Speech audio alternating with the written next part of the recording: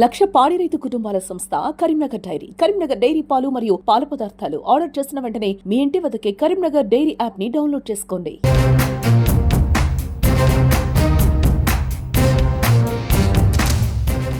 అసలు ఎందుకు పోటీ చేయాలనే ఆలోచన వచ్చింది?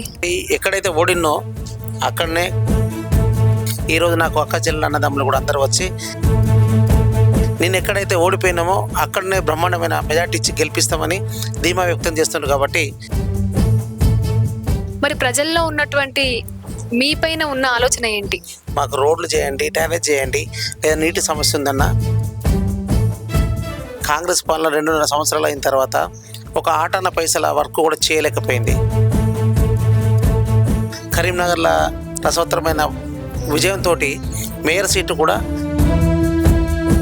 అలాంటి సమస్యలని ఎలా ఎదుర్కోవాలంటారు? మరి మాకు గవర్నమెంట్ లేకున్నా మేము ప్రజలకు ఏమి హామీ ఇస్తున్నామంటే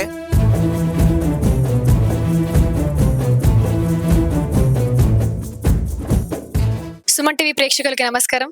నేను మీ ప్రీతి గాజుల. గతంలో ఓడిపోయినా సరే ఈసారి పార్టీ మారి ఈ ఎన్నికల్లో విజయం నాదే అంటూ మన ముందుకు విచ్చేశారు కాశెట్టి లత గారు, శేఖర్ గారు.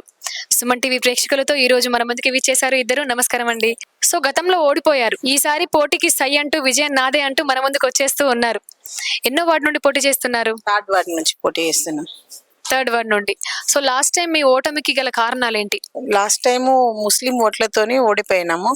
ఇప్పుడు విజయం సాధిస్తాం అనుకుంటూ ఉన్నారు. సో మీరు ప్రజల్లోకి ఇంటింటికి వెళ్తూ వాళ్ళ సమస్యలు ఏంటో తెలుసుకుంటున్నారు. మీ వార్డులో ఉన్నటువంటి సమస్యలు ఏంటని గుర్తించారు? సీసీ రోడ్లు, అండర్ డ్రైనేజ్, విద్యుత్. ఇవి కరెక్ట్ గా లేవు. మీరు గెలిస్తే మీరు ప్రజలకు ఇచ్చేటువంటి హామీలు ఏంటి? ఎలాంటి అభివృద్ధి పనులు చేస్తాను అని ప్రజలకి నమ్మకం, భరోసా ఇవ్వబోతున్నారు? ఇవి ప్రచారం చేస్తూ వెళ్తూ వాళ్ళ సమస్యలు తెలుసుకుంటున్నాను. సీసీ రోడ్లు కానీ ఇట్లా వాళ్ళకు అండర్ డ్రైనేజ్ కానీ చేపిస్తానని వాళ్ళకు హామీ ఇచ్చాను. అసలు ఎందుకు పోటీ చేయాలనే ఆలోచన వచ్చింది? అమ్మ, నేను 25 సంవత్సరాలు భారతీయ జనతా పార్టీలో సేవలు చేశాను. ఆనాడు పార్టీ కూడా గుర్తించింది, కానీ నన్ను లేటుగా గుర్తించి 5 రోజుల ముందు నాకు నామినేషన్ బీఫామ్ ఇవ్వడం జరిగింది. కాబట్టి ఆ రోజు నేను ఇబ్బంది పడి 5 రోజుల ముందు 4 రోజులే ప్రచారం ఉండగా ఒకరోజు సైలెన్స్ ముందే 800 ఓట్లు పై చెలుకు తెచ్చుకున్నాను.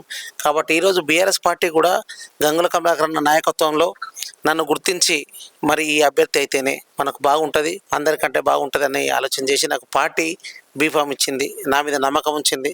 అందుకని ఈసారి నేను ధీమా వ్యక్తం చేస్తున్నాను. గతంలో నాకు మైనార్టీ ముస్లిం ఓట్లతో నేను ఓడిపోవడం జరిగింది.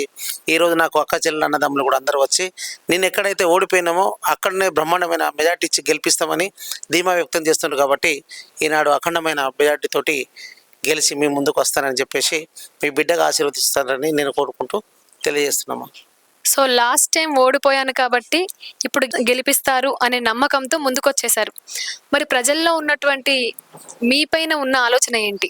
నాతో పాటు పోటీ చేసే అభ్యర్థులకు ఎవరికైనా ఏదో విధంగా ఏమేమో అడుగుతుండ్రు, కానీ నేను వెళ్తే మాత్రం మాకు డబ్బులు వద్దు, మాకు మందొద్దు, మాకు రోడ్లు చేయండి, డ్యామేజ్ చేయండి, లేదా నీటి సమస్య ఉందన్న. మిగతా వారు ఇంతకుముందు పట్టించుకోలేదు. మరి కాంగ్రెస్ పాలన 2.5 సంవత్సరాలు అయిన తర్వాత ఒక ఆటన్న పైసల వర్క్ కూడా చేయలేకపోయింది. మరి బీజేపీకి వస్తే ఉన్నటువంటి రైల్వే కూడా చేయలేకపోయింది.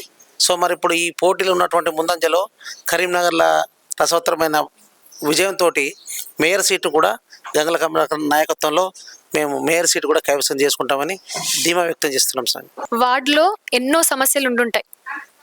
మీరు చూసినటువంటి ప్రధానమైన సమస్యలు ఏంటి? ఇప్పుడు ఇంతకుముందు తెలంగాణ రాష్ట్ర గవర్నమెంట్ ఉన్నప్పుడు మనకు మా డివిజన్లో తెలంగాణ భవనం ఉంది అమ్మ.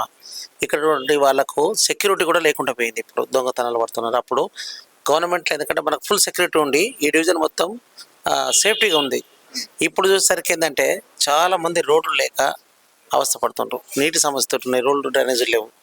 కాబట్టి ఇప్పుడు ఖచ్చితంగా వాళ్ళకు భరోసా వచ్చేది ఏంటంటే లైటింగ్ వ్యవస్థ, అండర్ డ్రైనేజీ మరియు వాటర్ సమస్య ప్రధానంగా ఉంది. కాబట్టి వాటిని మేము తీర్చుతాము.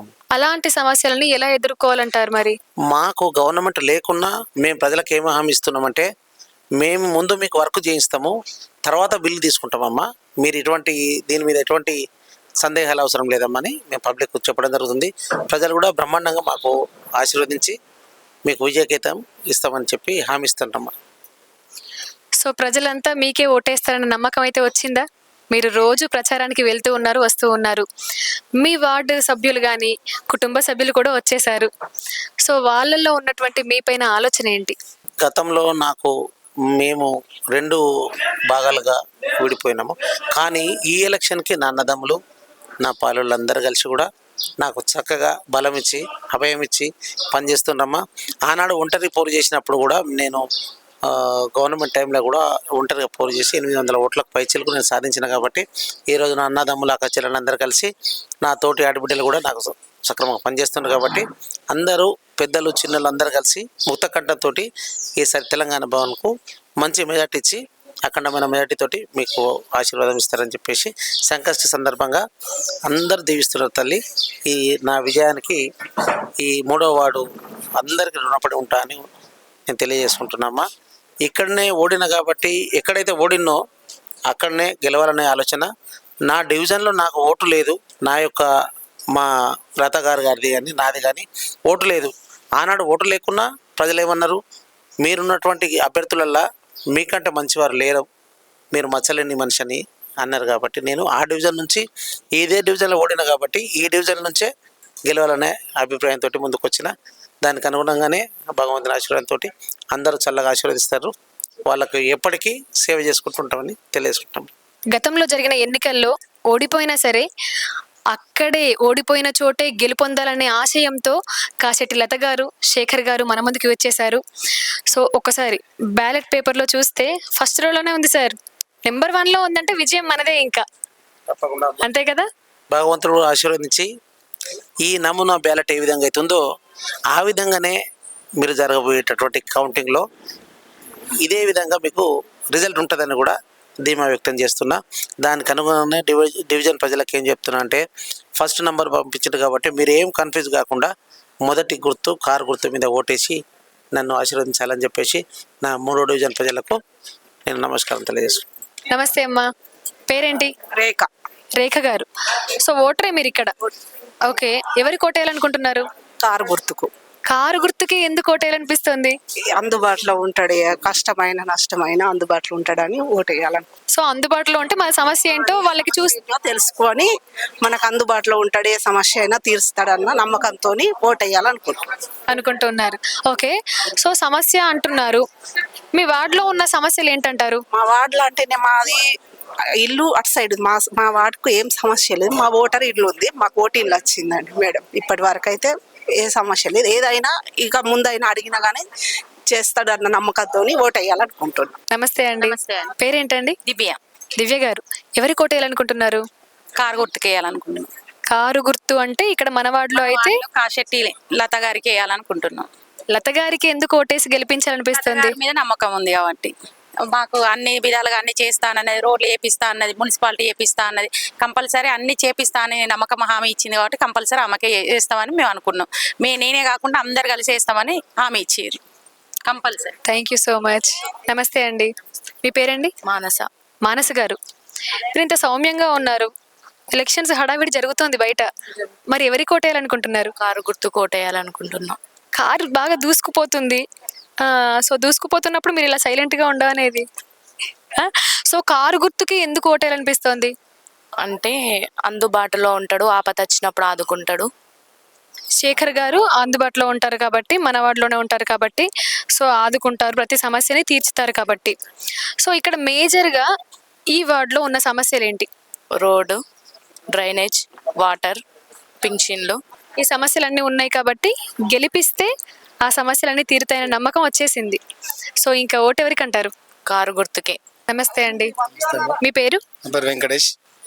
ఎన్నికలు జరుగుతూ ఉన్నాయి, ప్రచారం జరుగుతూ ఉంది. ప్రచారంలో చాలా బిజీగా ఉన్నట్టుగా ఉన్నారు. ఇంతకీ ఏ ప్రచారానికి వెళ్ళొచ్చారు? ఇప్పుడు ఎవరికి ఓటేయాలనుకుంటున్నారు? నేను ఇవాళ టీఆర్ఎస్ ప్రచారంలో భాగంగా పాల్గొన్నా 3వ డివిజన్లో. నేను కారు గుర్తుకు ఓటేయాలనుకుంటున్నాను. ఎందుకంటే కేసీఆర్ గారు మళ్ళీ మన గవర్నమెంట్ ఫామ్ చేయాలని నా మనవి. మా డివిజన్లో కాశెట్టి శేఖర్ అన్న కార్పొరేటర్ నిలబడాలని నా కోరిక. సో కాశెట్టి శేఖర్ గారిని ఎన్నుకోవాలి అనే ఆలోచన ఎందుకు వచ్చింది? పోయినసారి అన్న పోటీ చేసి ఓడిపోయిండు. ఈసారి అన్న కోసం మేము ట్రై చేస్తున్నాం. అన్న గెలిస్తే మాకు మంచి పనులు అయితే, రోడ్డు, లైట్లు, ఏదైనా మోరి ఉంటే వాటి గురించి. ఎందుకంటే అన్న అంటే రాత్రి ఏ టైంలో ఫోన్ చేసినా తమ్ముడు అని దగ్గరికి వస్తాడు. అది మాకు కావాల్సింది. అది ఫోన్ చేసి తమ్ముడు అనేటోళ్ళు కావాలి. ఇలా ఓటు వేసినాక రేపు గెలిచినాక నమస్తే పెడితే అద్దురా దండం పెడతా అనేటోళ్ళు వద్దు. అది అందుకే మేము శేఖర్ అన్న కోరుకుంటున్నాం. కారు గుర్తుకు ఓటేయాలనుకుంటున్నాం. మళ్ళీ మన కేసీఆర్ సార్ను సీఎం తెచ్చుకోవాలనుకుంటున్నాం. నమస్తే అండి. మీ పేరు సార్? రాజేష్, కాశెట్టి రాజేష్. కాశెట్టి రాజేష్ గారు.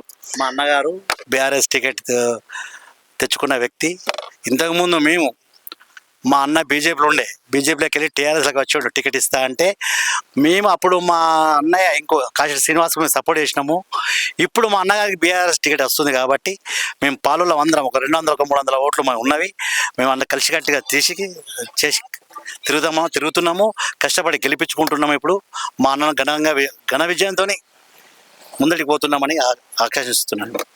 సో మీరు ఓటేసేది కారు గుర్తుకే అని అర్థమైపోయింది. కాశెట్టి లత గారిని, శేఖర్ గారిని గెలిపించుకుంటున్నాము. భారీ మెజార్టీతో మేము గెలిపించుకుంటున్నాము. అందులో తిరుగు లేదు. అప్పుడు మా అన్న ఒంటరిగా పోరాటం చేసి, మా పాలన సపోర్ట్ లేకుండా ఒంటరిగా పోరాటం చేసి ఒక 800 ఓట్లు అన్న స్వయంగా తీసుకొచ్చుకోవడం జరిగింది. ఇప్పుడు మేము పాలలో అందరం కలిసి, అంటే కాశెట్టి ఫ్యామిలీ అనేది ఒక ఊళ్ళో పెద్ద ఫ్యామిలీ మాది. ఒక 300 ఓట్లు మా ఉంటవి. ఇప్పుడు ఈ 300 ఓట్లు మా అన్నకి ఇంకా టీఆర్ఎస్ ప్రభుత్వంకు వచ్చిన తర్వాత ఇంకా వాళ్ళ చేసిన పథకాలైనా ఏవైనా మంచిగా ఉన్నాయి కాబట్టి అవి మాకు అన్ని సహకరిస్తాయని మేము కోరుకుంటున్నాము. భారీ మెజార్టీతో గెలవాలని మేము కోరుకుంటున్నాం. గెలుస్తుండని ఆకాంక్షిస్తున్నాము. 3వ వార్డులో ఉన్న సమస్యలన్నీ తెలుసుకొని పరిష్కరిస్తూ అభివృద్ధి పథకంలో ముందుకు తీసుకెళ్తా అంటూ లత గారు, శేఖర్ గారు విచ్చేస్తున్నారు కాబట్టి సో కారు గుర్తుకి ఓటేసి మీ అమూల్యమైన ఓటుని లత గారికి, శేఖర్ గారికి వేయండి.